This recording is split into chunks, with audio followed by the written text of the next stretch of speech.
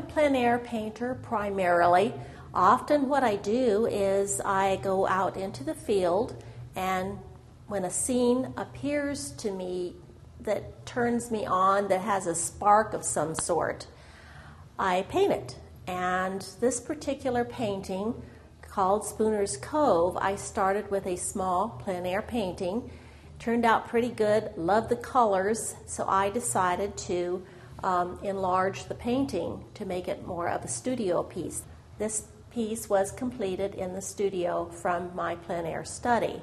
Now, important things to remember when you are doing a painting is to have your idea in mind, to know where your light is coming from. Try not to ever divide your painting directly in half. You will notice that this painting is just a little bit above the halfway point where the eye level is. It goes right across here and goes up. You also try to gray down both sides of the painting a little bit.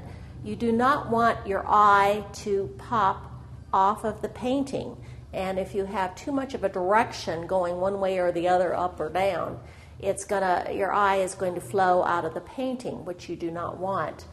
The history behind this place is rather interesting. This was an original ranch house just near Morro Bay. It's part now of the Del Oro State Park. There's a campground there. It's really beautiful. The beach is over on the right-hand side. The history behind this ranch house, these people used to raise cattle and pigs and so forth, and they would ship them to California, to San Francisco. So you'll notice that the terrain is very, very hilly. So what they did was they dug a tunnel through the mountains here out to the ocean, and then they would drive the livestock through that tunnel, and then they had a sling type thing that loaded them onto a ship, and then that ship took them to San Francisco. They had a going business for a very long time.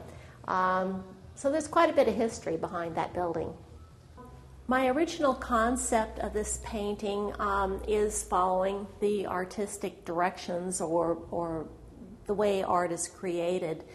There's several things you need to do, and that is to keep your interest in the center of the painting.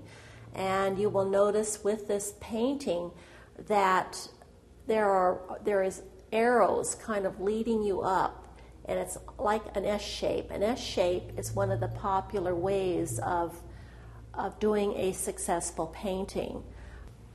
You'll notice that the S shape goes up this way and it comes back down this way.